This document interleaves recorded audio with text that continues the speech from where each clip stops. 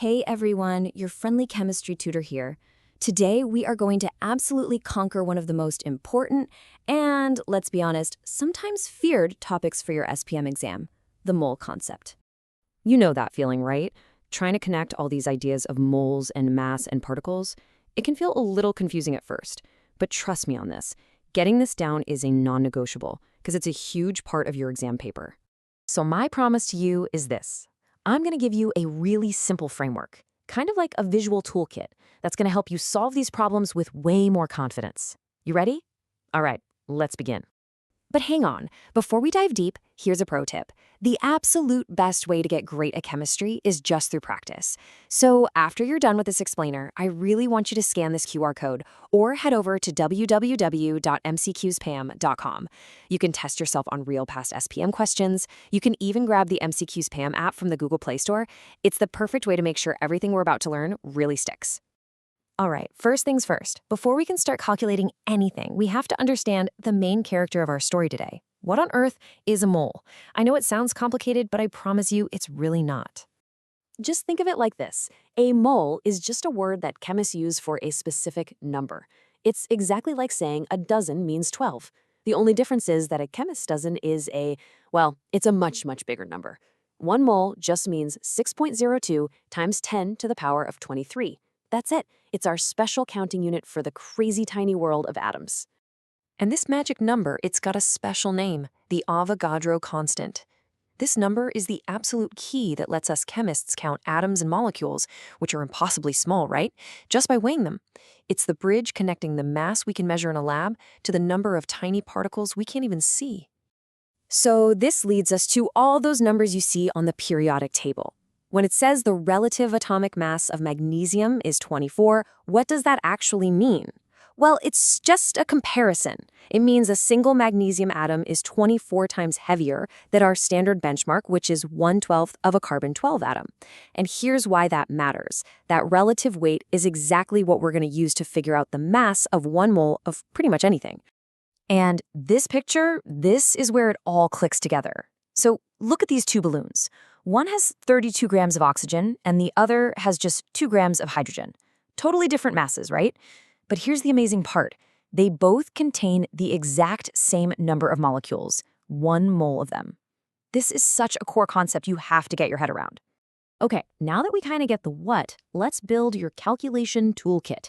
I'm going to show you just 3 core formulas. And seriously, if you can memorize the relationship between these 3, you'll be able to solve almost any mole problem that comes your way.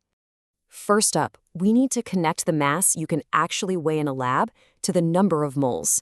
To find the moles, you just take the mass in grams and divide it by the substance's molar mass. And where do you find the numbers for that?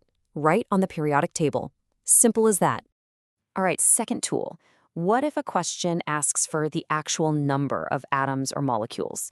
Well, once you know the number of moles, you just multiply it by our magic number, the Avogadro constant. This step converts our chemist's count back into an actual number of particles. And third, a big one for your exam, solutions. To find the moles in a solution, you multiply the concentration, that's the molarity, by the volume. But listen up, this is a super important exam tip. Examiners love to catch students out on units. You must make sure your volume is in cubic decimeters. If they give it to you in centimeters cubed, you have to divide by 1,000 first. Don't forget that. Now for the best part. Let's put this brand new toolkit to work and see how it just breaks down real SPM questions into simple, logical steps. We'll walk through it together. Okay, here we go. A classic question you might see. This one's from a past paper. It's a neutralization problem. They give you the balanced equation. They give you all the information you need about the acid, and they want to know the volume of the alkali, the sodium hydroxide.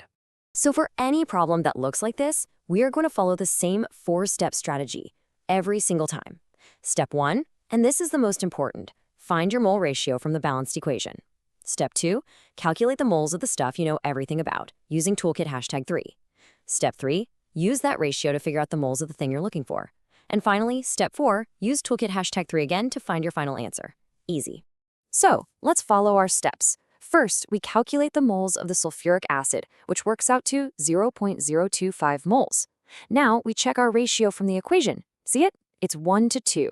That means we need double the moles of NaOH, so that's 0.05 moles. We plug that number back into our formula, and we get our final answer, 50.0 centimeters cubed. The logic just works perfectly. See how that toolkit makes it so much simpler? Okay, you ready for another one? Let's try another really common exam question. This time, we're not dealing with solutions, we're dealing with solids. They give us the mass of one of the reactants, and they want us to calculate the mass of one of the products. And guess what? We're going to follow another simple, repeatable process.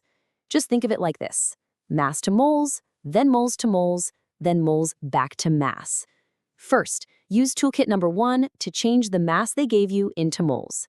Second, use the mole ratio from the equation. This time it's a nice simple 1-to-1. Third, use that same toolkit number 1, but in reverse, to turn the moles of your product back into a final mass. And by following that exact 3-step process, mass to moles, use the ratio, moles back to mass, we confidently get to the correct answer of 7.52 grams. It's a pattern you see. You'll see it over and over again. All right, to finish off strong, I want to share some of the most common mistakes I see students make on this topic. Seriously, knowing what the traps are is the best way to avoid them and grab every single mark you can. The big takeaway here is just to be careful and methodical. Always start by making sure the equation is balanced. Read the question twice. Are they asking for atoms or molecules? This is a huge one. One molecule can have lots of atoms. Always double-check your units, especially that cm cubed to dm cubed conversion. And finally, just take a breath and read the mole ratio carefully from your balanced equation. These little checks will save you from losing so many easy marks. And that's it. In just a few minutes, we've gone from what a mole even is to building a powerful toolkit and using it on real exam questions. You are now totally equipped to master this topic. The next step? Well, that's up to you. Get practicing and happy studying.